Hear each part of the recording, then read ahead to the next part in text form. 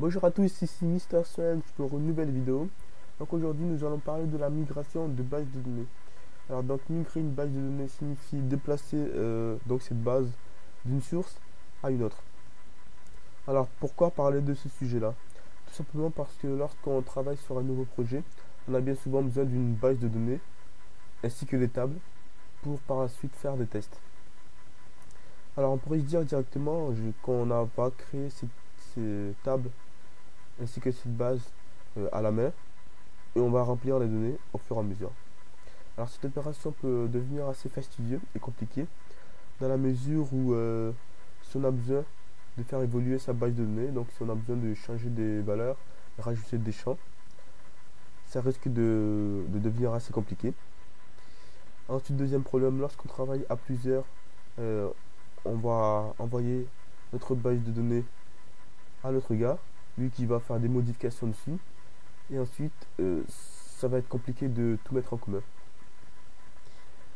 Donc le but de ce tutoriel, ça va être de vous présenter un outil qui va nous permettre de faire tout ça de manière automatique. Donc cet outil est indépendant des frameworks qui sont utilisés la plupart du temps, hein, dont Laravel, Ruby. Donc alors, vous aurez besoin de quelques prérequis. Notamment, vous aurez besoin de Composer. Donc Composer, c'est un gestionnaire de paquets qui vous permettra d'installer des paquets, des paquets tout simplement, ainsi que de bases en PHP, ainsi que de la console Windows. Bon, ça c'est. Voilà. Alors moi j'utilise Commander, donc c'est un logiciel qui permet de simuler un environnement Linux. Donc j'ai accès à des commandes Linux du type ls, etc., etc. Donc vous pouvez très bien utiliser vous le CMD. Hein. Voilà. Alors donc vous aurez besoin de Composer. Donc alors si vous ne savez pas ce que c'est, euh, GraphiCart fait un tutoriel dessus. Donc vous pourrez aller sur YouTube, le voir et ensuite télécharger.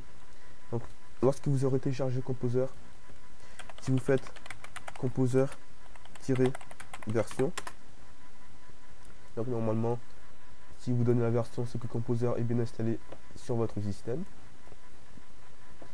Et donc évidemment vous aurez besoin d'une base de données. Par exemple moi j'utilise PHPMyAdmin. Donc vous voyez là que j'ai créé dans mon dossier tutoriel un dossier qui s'appelle migration. Et là-dedans il n'y a rien. Donc je vais mettre le chemin. Je vais copier le chemin de la console. Donc on va utiliser cette console pour créer notre migration. Alors pour ce faire, vous allez devoir installer deux paquets via Composer. Donc pour le chercher le nom du paquet, alors le paquet s'appelle Flex. Donc pour le chercher, vous tapez Composer cherche Flex tout simplement. Bon là, il va mettre un peu de temps parce que c'est un peu long. Donc là, celui qu'on va télécharger, c'est celui-là. Donc c'est celui de Rob Morgan. Voilà. Et là, vous faites Composer, recueillir. Là, vous copiez-coller Rob Morgan Thanks. Et là, vous appuyez sur Entrée. Alors le téléchargement risque d'être un peu long, donc je vais mettre sur pause. Alors grâce à la magie du coupage, donc j'ai coupé le temps que c'était long. Donc comptez à peu près une petite minute, hein, le temps que ça s'installe, puisqu'il installe énormément de choses. Donc vous voyez, hop, il me liste tout ce qu'il a installé. Donc il me dit qu'il a créé ce dossier. Donc alors, il me dit qu'il a installé tout dans le dossier migration. Donc vous voyez, donc je suis bien dans mon dossier migration. Et là, j'ai donc un dossier vendor qui contient des bibliothèques ainsi qu'un ensemble de choses. Donc j'ai le fichier Composer JSON où il y a écrit tout simplement ce que j'ai téléchargé. Donc pour pouvoir faire des migrations, donc, je vais effacer la console. Je vais devoir aller dans le dossier DB vendor. Donc je fais vendor. Dans le dossier bin,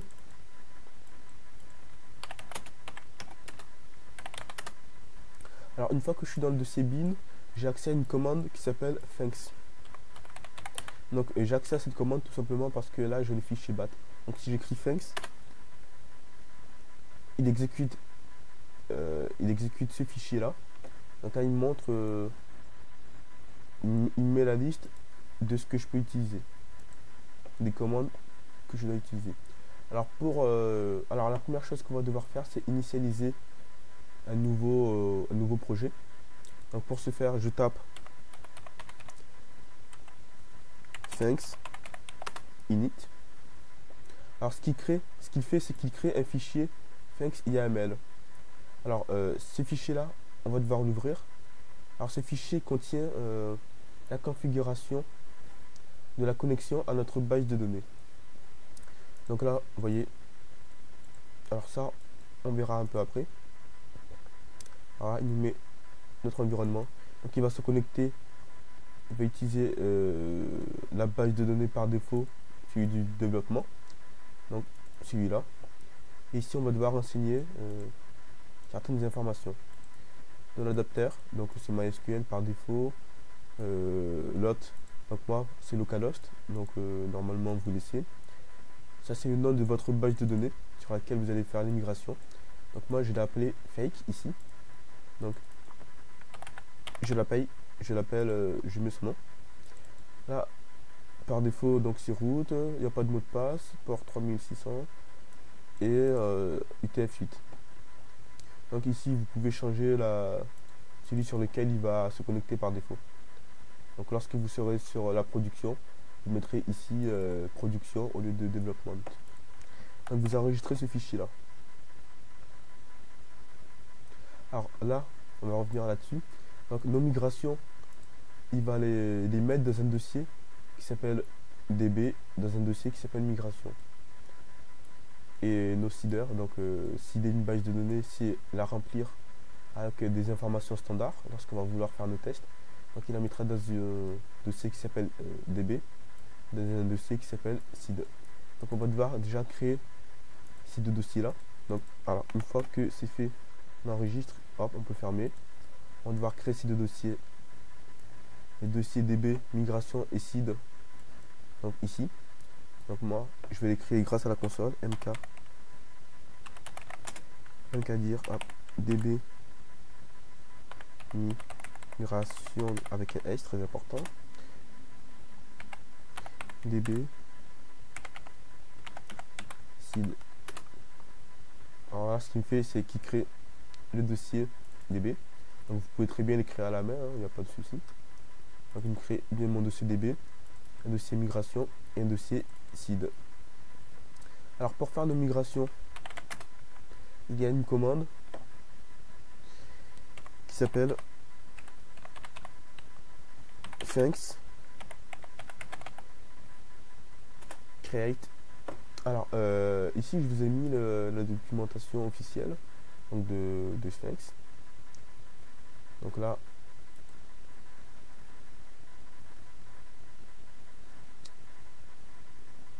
alors ma connexion elle est un peu lente.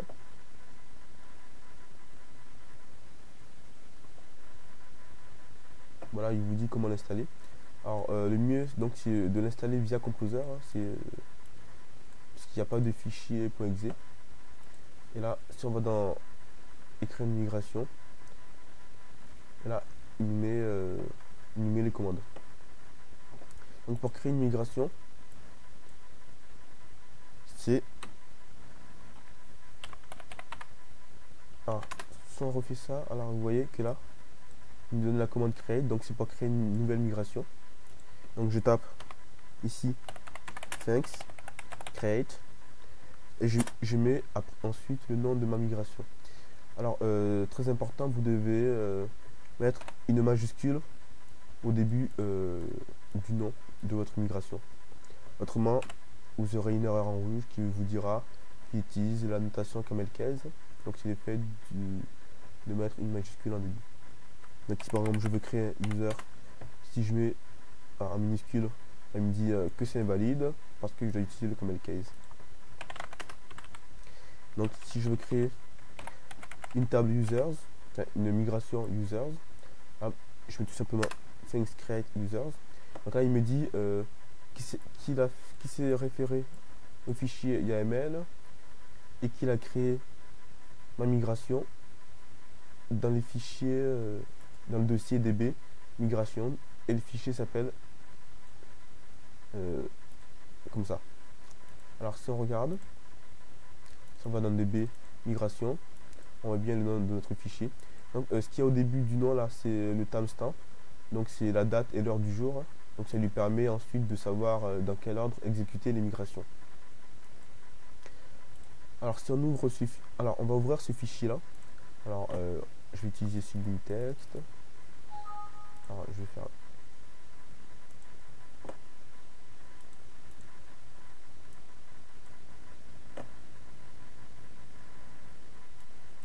alors si j'ouvre ce fichier là, donc c'est du PHP. Donc là on lui dit il donne bien le nom qu'on lui a donné, et il extend d'une classe qui permet d'avoir accès à des fonctions particulières.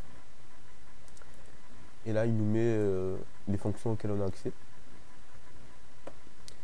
Donc pour créer notre table, donc dans cette fonction change, on va devoir premièrement créer une variable, donc vous l'appelez comme vous voulez.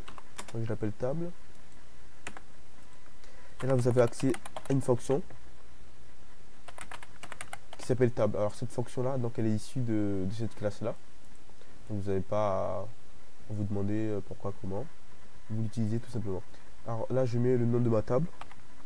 Donc je vais l'appeler users avec un S. Et là je mets un point virgule. Alors là je vais devoir rajouter des colonnes. Donc pour ce faire, c'est grâce à cette fonction add column. Donc là, ce qu'on a là, cette variable là, c'est un objet sur lequel on va pouvoir exécuter des actions. Donc on écrit table add column. Donc c'est une fonction qui prend en premier paramètre le nom de la colonne. Donc par défaut, on n'a pas besoin de lui renseigner la clé primaire. Parce que par défaut, il met id en clé primaire et en auto-incrémente. Alors vous verrez dans la documentation qu'on peut très bien changer cette valeur. Donc je vais mettre par exemple, un champ username. En deuxième lieu, il prend le type de ce champ. Donc par défaut, moi je mets string. Alors non, il prend le type, donc moi je mets string. Donc string c'est un varchar. Alors il peut prendre un troisième paramètre qui est optionnel, qui est un tableau.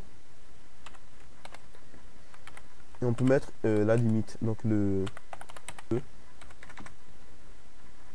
si je veux lui dire mon varchar de ce champ là, il aura 200 caractères maximum. Je renseigne grâce à ce tableau là dans lequel je mets l'index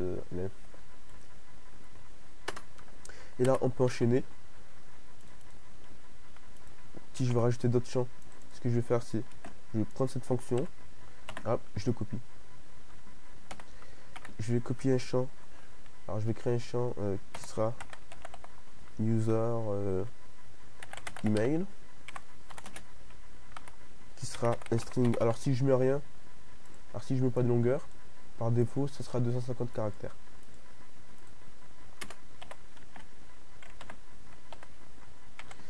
Après je vais créer un troisième champ qui sera le mot de passe, qui sera password. La password, étant donné que je vais utiliser un hash important, donc qui utilise plus de 250 caractères, là je vais mettre du texte.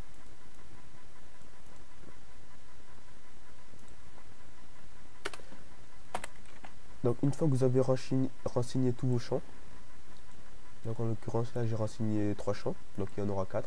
Alors là il vous dit, rappelez-vous d'appeler la fonction create ou update avant la fonction save.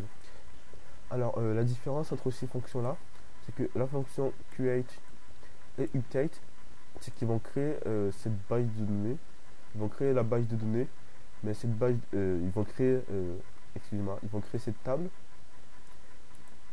avec les noms des colonnes qu'on a renseignées.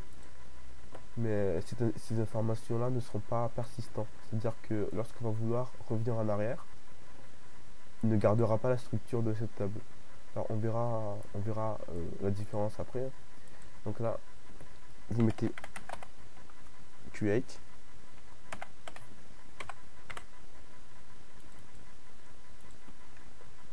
Et vous enregistrez. Là maintenant, je dois lui dire, bah maintenant tu vas créer la table ainsi que le nom des champs, ainsi que les champs. Donc j'enregistre. Et là, je tape la commande thanks migrate.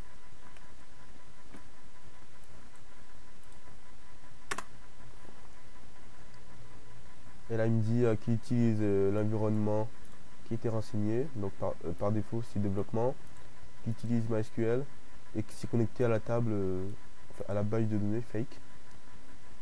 Et là, il me dit qu'il a fait la migration et le nombre et le temps qu'il lui a fallu. Donc là, si vous n'avez rien en rouge, c'est que tout est bon.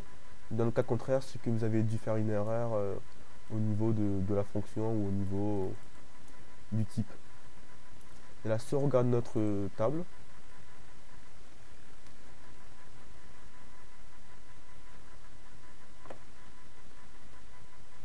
vous voyez bien, j'ai la table users ici. Si je mets structure, vous voyez bien qu'il a mis par défaut ID en auto-incrémente et en clé primaire. Il a renseigné le champ username, varchar donc 200 caractères, donc ce que je lui ai mis. L'email par défaut 250 et le password qui est du texte. Alors vous pouvez retrouver toutes les informations que je vous dis donc sur la doc dans la documentation.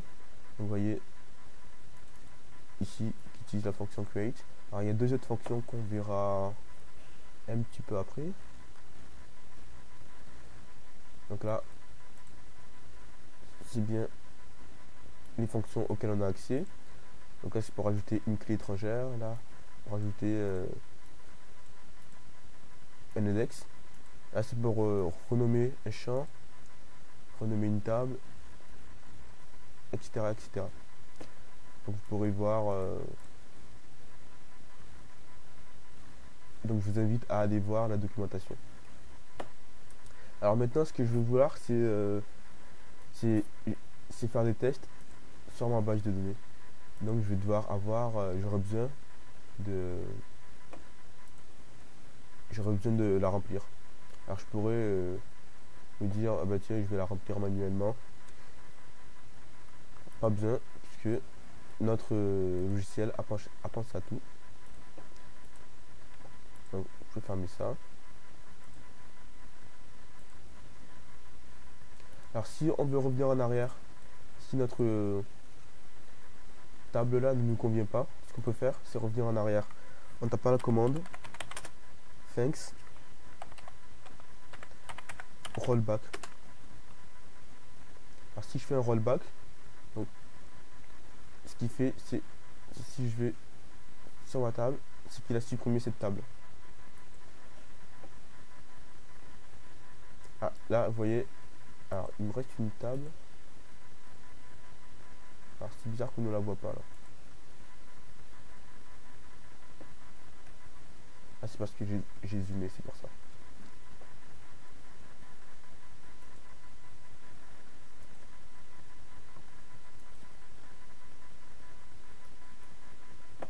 Alors normalement, alors, je sais pas ce qui se passe, mais normalement j'ai une table qui renseigne de la version et ainsi que de l'heure et la date des migrations. Alors, c'est sûrement à cause du zoom. Donc comme je vous le disais, normalement, j'ai une table en plus. Donc là, vous voyez que ma table user a disparu. Si je veux ensuite changer des valeurs, donc ce que je peux faire, c'est, tiens, je me dis, ouais, tiens, je mettrai bien user et un underscore pour séparer. Là, je enregistre. Et là, je fais thanks migrate. Attention de bien écrire. Alors là, il met un peu plus de temps étant donné qu'on a changé de valeur. Donc là,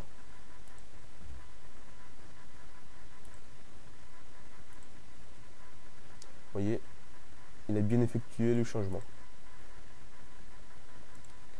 Alors, quelle est la différence entre create et save? Alors, ces fonctions-là, alors, si on met update, alors ça fait à peu près la même chose, je crois, plus ou moins. Là, normalement, j'aurais dû mettre cette fonction-là pour lui dire que je fais un changement. Alors, la différence avec save, c'est que si je mets save, il va persister la table. Donc, ce que je dois faire, c'est... Alors, si je refais migrate, donc, vous voyez, alors, normalement, ça ne devrait rien changer. Alors, si je fais un rollback maintenant,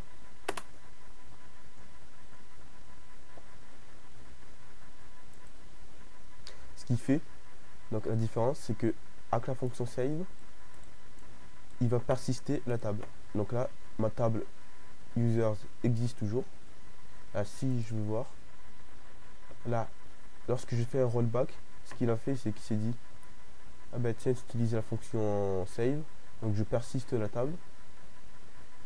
Par contre, je garde en clé primaire, donc l'ID, et je supprime les champs. Si je refais un migrate, là, ce qu'il va faire, c'est qu'il va remettre les champs. Donc il remet les champs.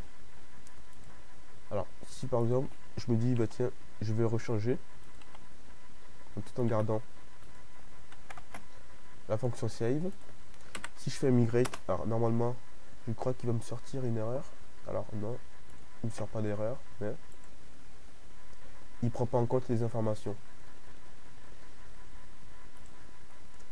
Donc, on pourrait se dire c'est normal, du coup, on va dire, bah tiens, je vais faire un rollback pour revenir en arrière, et là, problème, parce que lorsque je fais un rollback, alors que j'ai mis que ma table, elle était persistante avec la fonction save, il me dit, ce champ-là, quand je fais un drop pour supprimer les champs, ah ben ce champ-là ne fonctionne plus. Puisque par défaut, lorsqu'on met save, ce qu'il fait, c'est qu'il efface tous les champs, sauf le champ ID.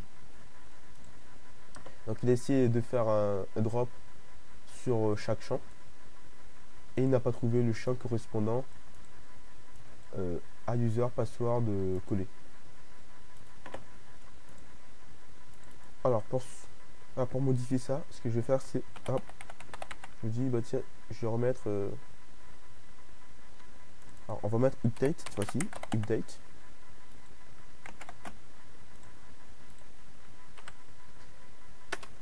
Alors si je refais ça, normalement l'erreur est toujours là. Du coup, je vais faire un thanks migrate. Je vais essayer de remigrer. Alors si on va voir le résultat, vous voyez, ça n'a rien changé. Donc cette fonction update apparemment ne fonctionne pas. Et je crois qu'il faut utiliser la fonction create pour qu'il prenne en compte ce qu'il va faire, c'est qu'il va recréer la table en prenant en compte les changements. Ce qui n'était pas le cas avec update.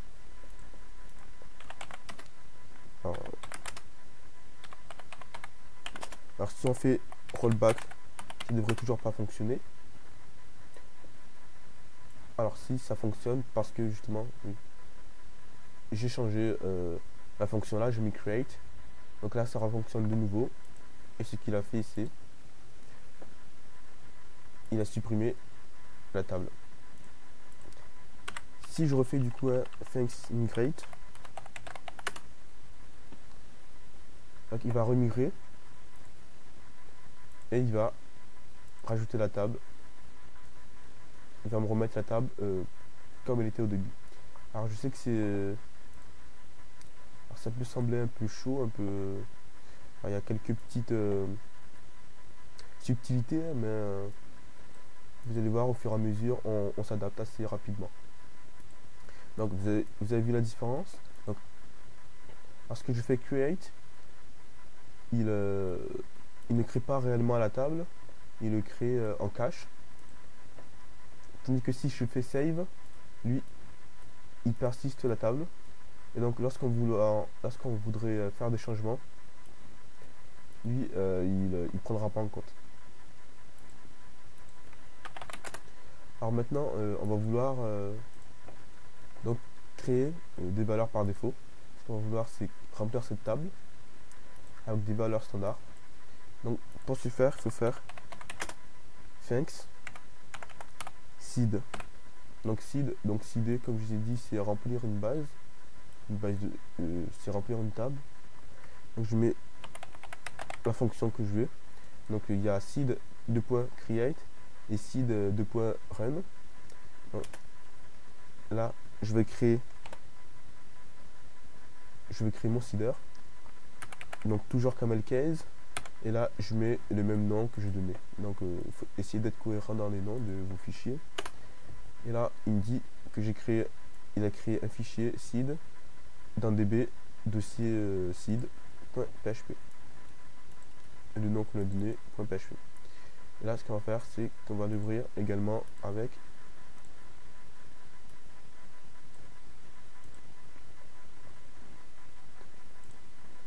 alors là, vous avez une fonction run. Donc, lui dit qu'il est issu de cette classe-là. Donc, on a accès à des fonctions. Alors, pour remplir cette table, je vais créer déjà une variable qui sera un tableau vide. Ensuite, je vais créer une boucle. Je lui dis i est inférieur à 10. Et là, tu vas incrémenter. Donc, je vais rajouter 10 valeurs à ma base de données. Donc là, ce que je vais faire, c'est que je vais remplir ce tableau data. Donc je fais data égale à un tableau. Voilà, j'oublie pas mon point virgule. Et là, je vais renseigner donc en clé le nom des champs et en valeur la valeur que je vais donner. Donc je mets username, donc c'est le nom de mon champ. Username. Et je dis qu'il sera égal à salut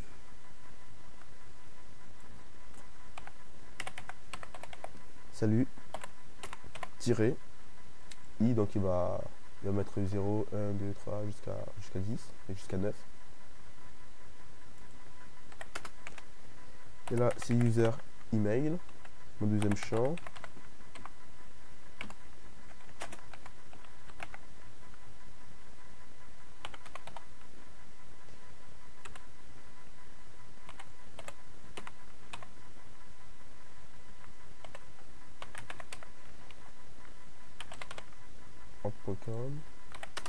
Alors vous verrez qu'il y a moyen de remplir avec des données standards. Alors je vous montrerai juste après. Alors, faites attention au nom des champs, autrement il va vous donner une belle erreur. Et là j'ai user password qui est on va dire que c'était chat 1, 2 on va dire que c'était un numéro aléatoire entre 40 et 100.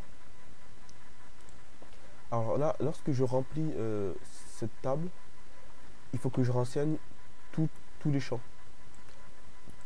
Puisque par défaut, je n'ai pas dit que le username pouvait être vide. Donc il faut que je renseigne tous les champs, autrement il va me donner une belle erreur. Et là, il y a une fonction qui est insert. On lui donne en premier lieu le nom de la table. Donc en l'occurrence, c'est users. Et en deuxième, les données. Donc c'est data. Et maintenant, je vais devoir lui dire, maintenant tu vas me rentrer ces données-là dans ma base de données. Donc pour ce faire, je fais commande fx seed de point run. Là il me dit que c'est bon, donc maintenant je vais aller vérifier. Et vous voyez, il a rempli avec les données que je lui ai fournies.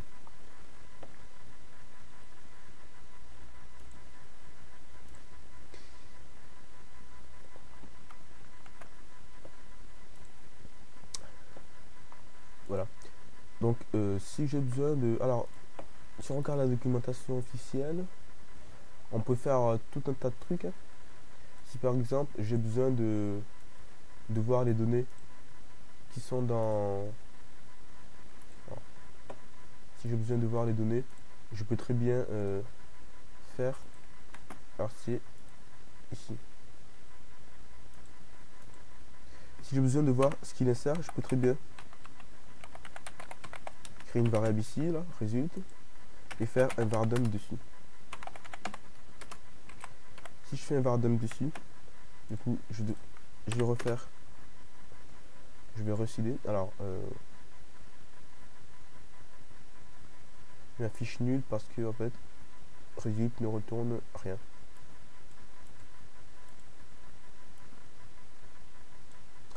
Alors, je peux très bien faire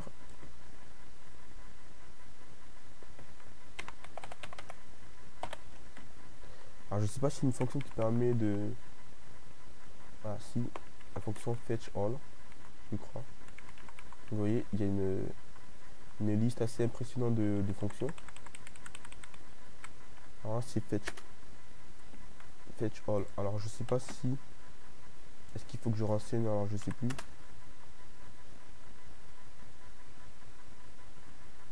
Alors il manque un argument, parce qu'il dit... Bah, oui, il prend l'argument. Donc je vais faire hop, select from users.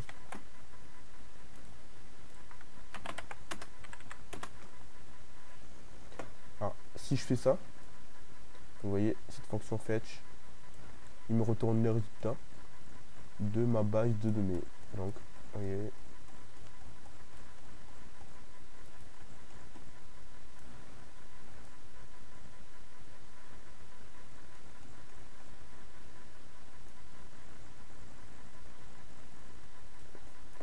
il me retourne bien salut 0, salut email, toutes les informations. Alors j'ai accès, comme vous avez vu, à d'autres fonctions. Donc après, je vous invite à aller voir la documentation. Donc je peux très bien exécuter. Alors, il y a deux autres fonctions qui sont down et up. Alors étant donné que j'ai découvert cette application à peine hier, j'ai pas eu le temps de peaufiner mes recherches et tout, donc je ne sais pas réellement quelle est la différence. Apparemment cette fonction là, alors c'est expliqué quelque part, je sais plus où. Alors là ils expliquent à quoi sert la fonction méthode save.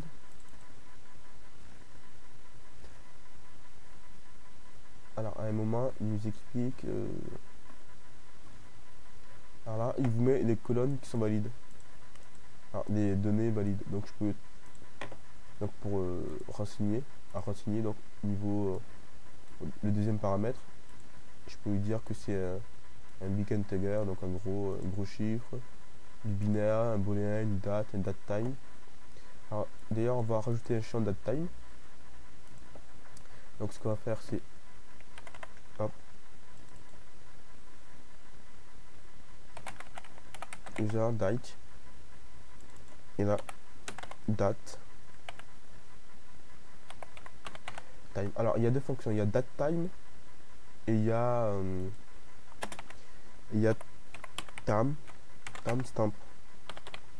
Alors ces deux fonctions nous donnent exactement le même résultat dans l'heure et la date actuelle. Mais la différence c'est que lorsqu'on met un timestamp, par défaut la valeur qui est prise c'est, si on ne renseigne pas le champ, la valeur qui est prise par défaut c'est l'heure et la date actuelle. Tandis que ce champ là, par défaut, il est vide. Et il n'accepte pas qu'on le remplisse avec des données vides.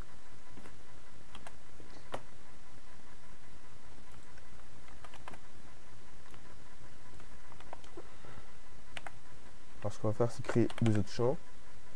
Comme ça, on va pouvoir bien voir la différence. Tams, temp. Alors je sais plus s'il y a un S ou...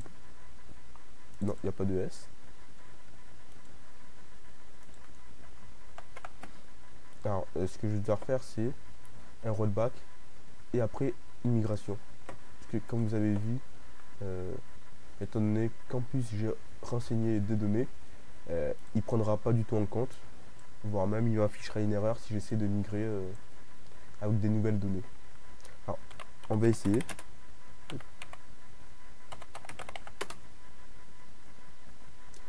Alors, il me dit OK. Et lorsque je regarde, rien n'est fait. Donc, ceci est tout à fait normal. Alors, si on utilise cette fonction-là, update, est-ce que ça va changer? Je crois pas. Non, il se met pas à jour. Donc, il faut faire fx rollback. Et là, une belle erreur. Là, on a une belle erreur, tout simplement parce que il essaie, comme on avait mis save, alors je sais plus quand. Alors, étant donné qu'on lui a fourni de nouvelles valeurs, il faut recréer cette table et non pas la mettre à jour. Alors, je sais pas pourquoi, je sais pas réellement la différence entre ces deux fonctions-là. Mais il y en a une qui marche et l'autre qui ne fonctionne pas, Donc, là, maintenant, si je fais un rollback, il m'affiche aucune erreur. Donc, ce qu'il a fait, c'est qu'il a supprimé la table, étant donné que j'ai remis Q8. Donc, il supprime la table. Alors, là, évidemment, si j'essaie d'afficher, la table n'existant pas. Et là, cette fois-ci, donc, du coup, je vais remigrer la table. Et là, vous allez voir qu'il m'a bien renseigné les nouveaux champs. User date, time. Alors comme je vous ai dit, notre time là, il n'y a aucune valeur par défaut, tandis que timestamp, user time, par défaut, il prend la date actuelle. Donc ce champ là, on n'aura pas besoin de le renseigner. Donc c'est la différence entre les deux. Donc du coup, dans mon seeder, il va falloir que je rajoute le champ user date. Alors si j'essaie de faire de seeder alors qu'il y a un champ vide, vous allez voir qu'il m'a affiché une erreur parce qu'il me dit user date ne peut pas prendre par défaut, n'a pas de valeur par défaut. Donc hop, ce que je vais faire. Alors ce qu'on peut faire apparemment, c'est dans le add column ici là, en troisième paramètre dans le tableau, il y a une clé qui s'appelle default qui permet de donner une valeur par défaut un champ. Donc là, par défaut, je vais mettre la date actuelle.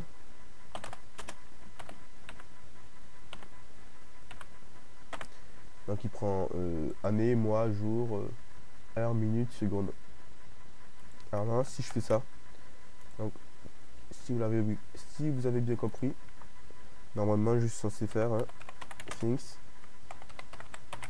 rollback tout en gardant la fonction create, sinon je vais avoir une erreur. Donc là, ma table est vide, je n'ai plus de table. Là, je dois la remigrer, donc je fais thanks migrate.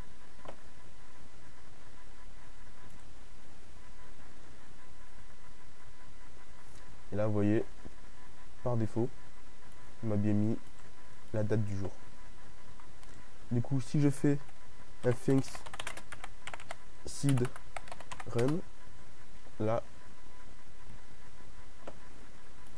il remplit et il met par défaut donc la date actuelle parce que je lui ai dit au début, tu mets par défaut la date actuelle. Voilà, je vous réoriente une fois de plus dans la documentation. Donc il y a énormément de choses. Alors si je veux Alors je peux très bien tester si une table est vide ou pas, mais si la table existe, donc avec table, donc si la table existe, je vais faire des opérations, sinon bah, je fais rien. On peut très bien effacer la table. Donc, alors cette fonction up là, alors je ne sais pas exactement, alors on va l'essayer.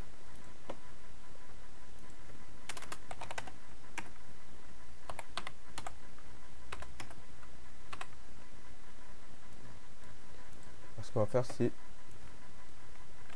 effacer notre table. Donc, comme les mettre là. Et c'est la même table. On a de la chance. Alors je ne sais pas si on fait thanks. Alors si je fais migrate, normalement ça ne devrait absolument rien changer. On est bien d'accord. Du coup là, il faut que je fasse un rollback. Donc la table n'existe plus. On est bien d'accord.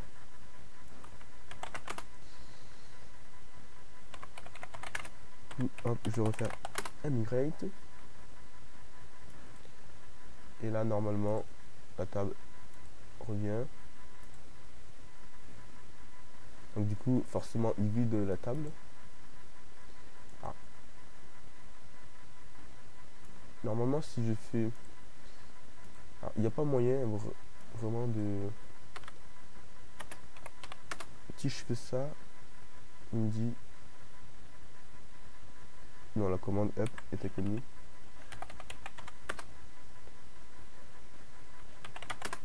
Alors ce que j'avais fait, c'est que j'avais mis en commentaire cette fonction là. Donc la table est créée. Alors si je fais ça, il va automatiquement effacer la table. Non.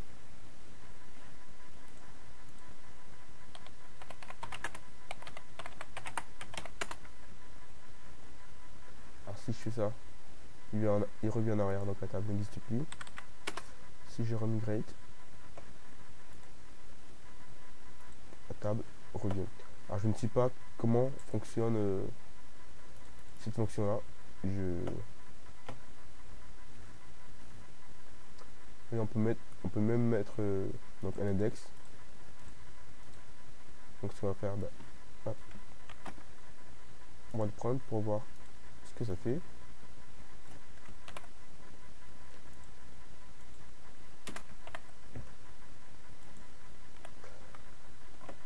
Donc alors faut pas que je lui donne les mêmes noms. Déjà index. Donc là, cette fonction index prend en premier paramètre un tableau où on peut renseigner les champs qui seront indexés. Un deuxième tableau avec les options. On peut leur dire tiens, je veux que ce champ là soit unique. Alors là, je peux faire un thanks rollback pour revenir en arrière.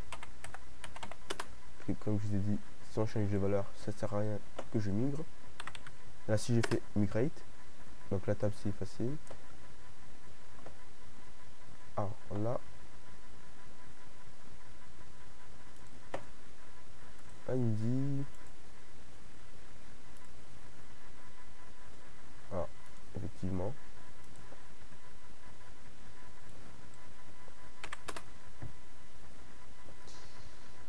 User index. Alors il me dit que ça me...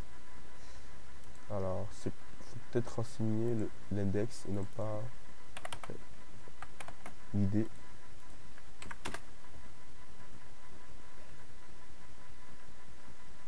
Apparemment c'est ça qui lui pose problème. Ce champ là n'existe pas. Ah oui, il faut mettre... Ah ben je suis bête. Alors là, il faut mettre des champs qui existent. Donc si j'ai envie que le mail soit unique, ben, je vais le mettre, je vais l'indexer. Et là, si je fais ça, donc il me remet la table users. Et là, dans la structure, donc, il met ID. donc est indexé. Usermail également. Alors indexé, je crois que ça veut dire qu'il prend automatiquement une valeur unique. Alors par contre, si je fais false là, parce que j'ai toujours la clé. Alors faire un rollback. Et là, je refais un migrate. Ah, je sais pas vraiment ce que ça change.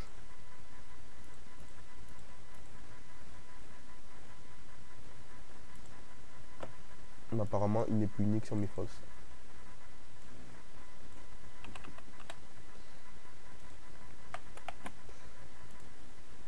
Alors là, je vais faire un rollback. Et je vais remettre par défaut ce que c'était. Alors, si vous allez un peu plus loin dans la documentation, alors je sais plus où c'était exactement. C'est dans seed. Ah, seeding.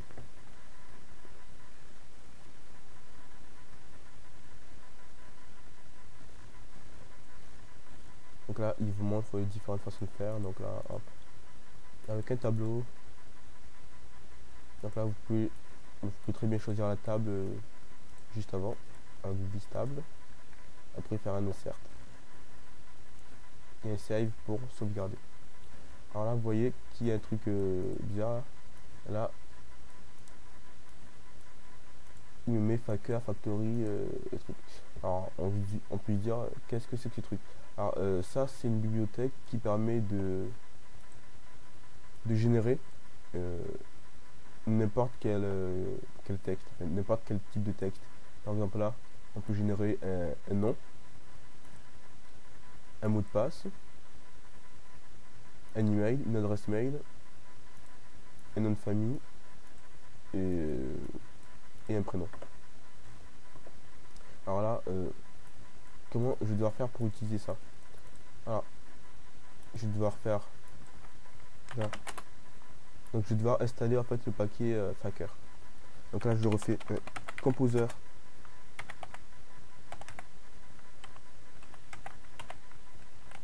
cherche Faker.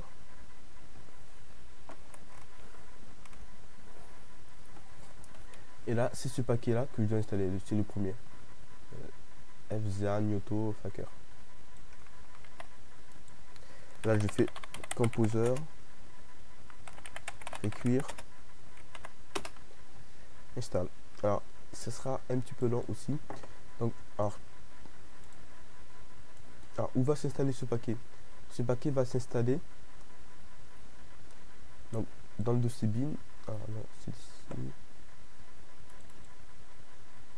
Ce paquet va s'installer dans le dossier vendor.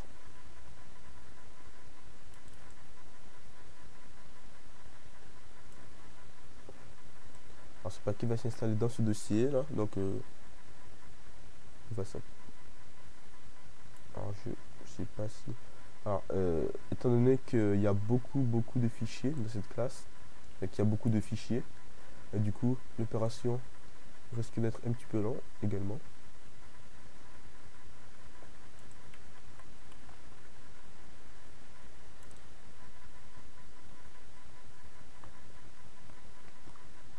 Ah mais non, même pas. Non, c'est déjà installé. Alors je sais plus où il se met.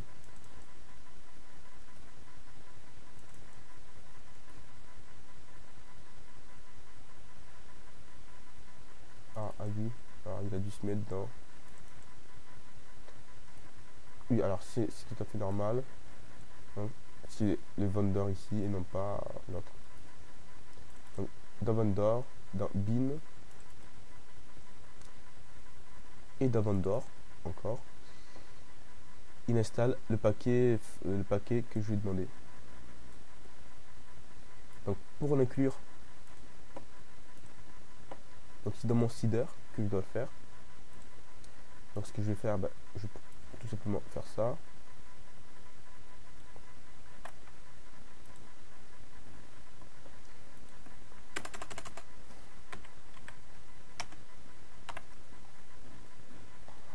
Voilà. vais virer ça, ça sert à rien. Alors là, username.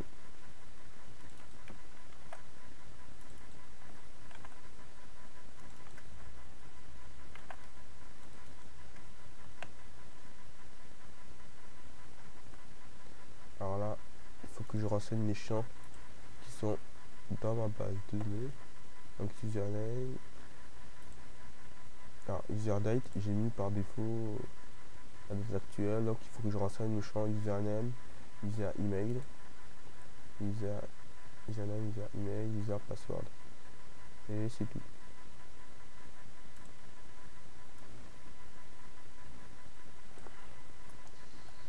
Alors, faker.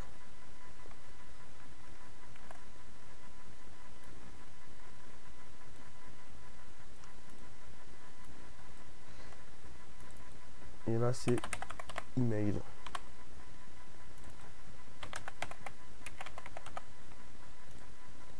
Voilà. Ce chat là, email n'existait pas. Donc faites bien attention. Et le password c'est faker password. Donc pour connaître les différents trucs là, il y a sûrement une doc là-dessus. Donc vous allez sur le GitHub et vous verrez.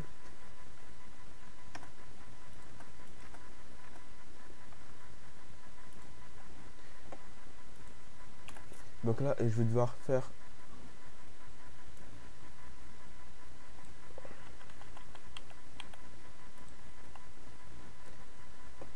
là, je vais devoir inclure cette bibliothèque là. Alors là, pour me faciliter les choses, ce que je dois faire, c'est tout simplement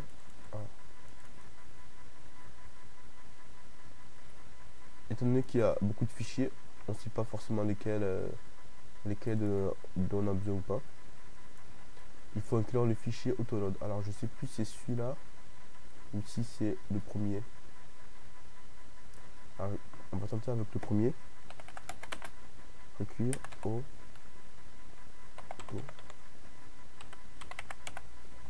autoload.php. Alors c'est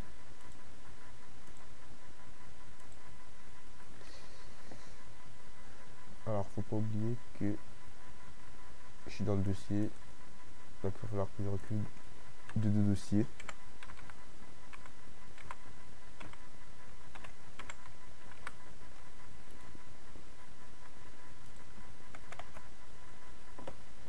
Donc je dis je recule de deux dossiers. Je suis dans le dossier vendor. Ah, j'ai pris cet autoloader qui lui va se charger d'initialiser les classes et de faire des opérations dont on n'a pas besoin de savoir.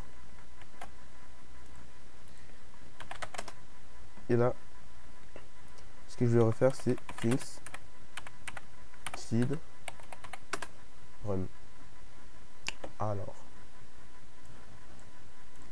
ah oui, c'est vrai, j'ai oublié qu'il y avait un petit problème là-dessus qu'il fallait faire. Ça. Alors je sais pas vraiment pourquoi, vous direz. Alors apparemment. Alors je sais pas pourquoi. Pourtant j'ai bien renseigné le bon chemin.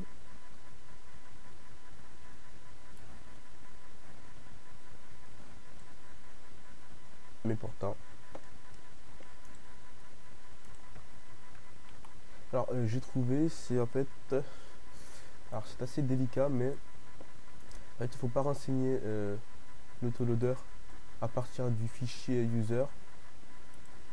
Donc faut pas la renseigner à partir de ce fichier là, mais à partir du fichier exécutable du fichier func là. Faut le renseigner à ce niveau là. Donc on dit qu'il est dans le dossier vendor et c'est le fichier autoload. Donc hop là,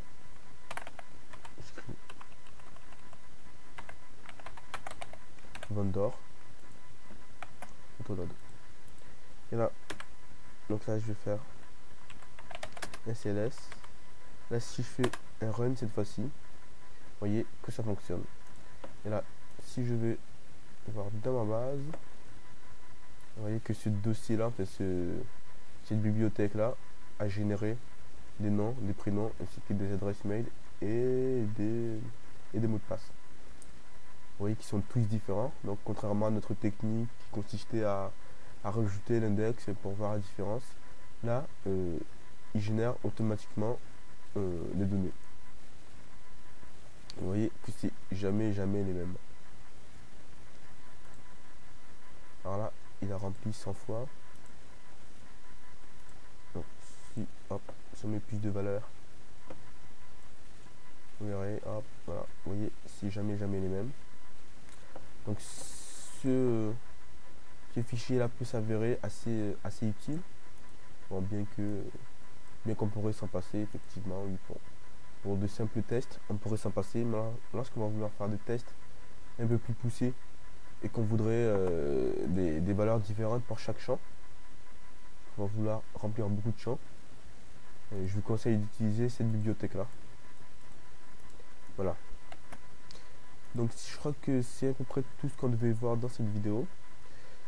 Donc étant donné que je l'ai découvert cette application il y a 2 jours, je ne connais pas encore, je ne connais pas encore toutes les subtilités.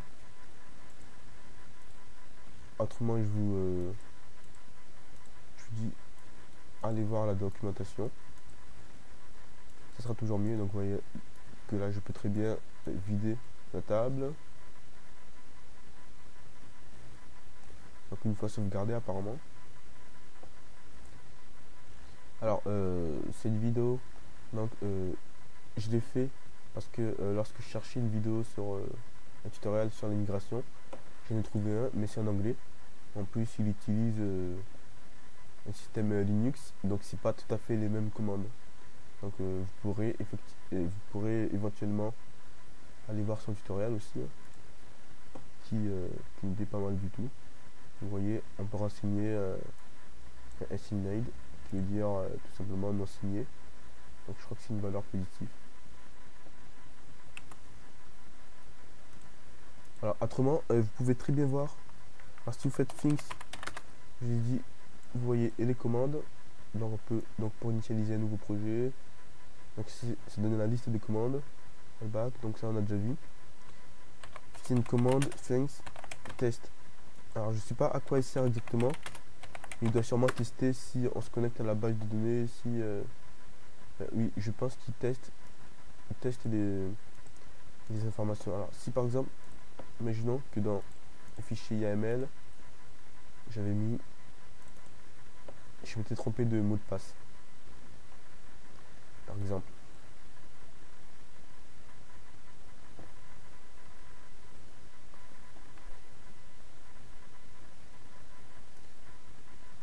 Alors c'est le développement ici.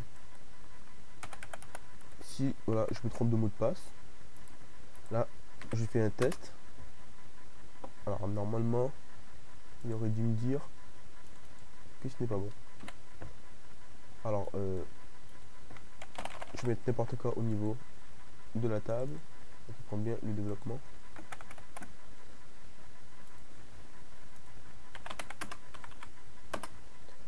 Alors il me dit que c'est bon. Alors normalement il aurait dû me dire que la connexion ne se fait pas.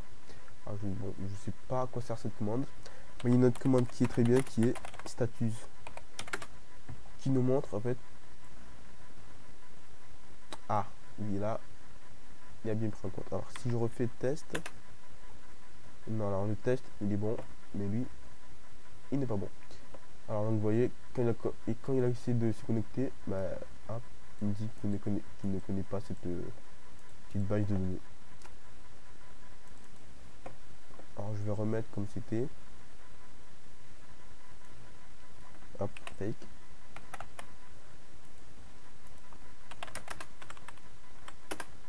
Donc là, j'ai donc la commande status qui permet de montrer les différentes migrations. Donc identifiant. Donc là on a que le timestamp. quand ça a commencé, quand ça a fini, et le temps, ainsi que... Non, il n'y a pas le temps, ainsi que le nom de la migration.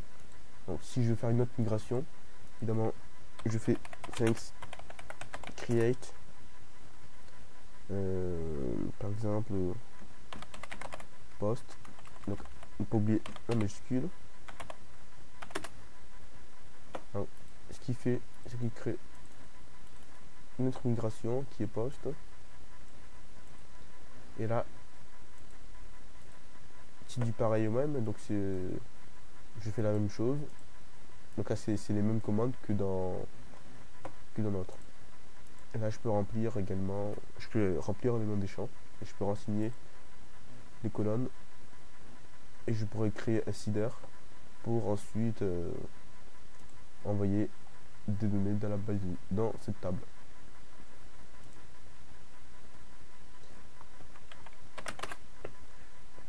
Voilà, voilà. Donc ça a pour avantage lorsque vous allez lorsque par exemple vous travaillez à plusieurs et que vous rajoutez, vous enlevez des noms des champs, ça vous permet d'être plus flexible à ce niveau-là et si votre table doit subir des modifications, des améliorations et des mises à jour, vous pourrez le faire assez facilement avec grâce à cette librairie là que je trouve personnellement très bien et que j'utilise. Voilà, voilà. Donc c'est tout ce que je voulais vous montrer dans ce tutoriel. Donc alors si alors on va revérifier que les données sont bien persistées. Alors je sais pas ce qu'il me fait là, mais il affiche bizarrement les choses.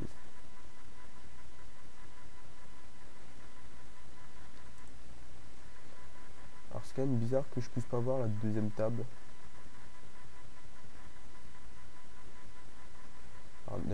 D'ailleurs, vous l'aurez remarqué, lorsque je mets un create, là la table ne s'affiche pas parce qu'il ne le crée pas vraiment, enfin, il ne persiste pas. Donc la table n'existe pas réellement.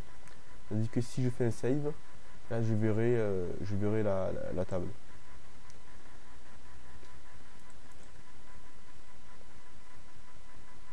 Alors c'est quand même bizarre qu'il ne veuille pas m'afficher les deux tables là.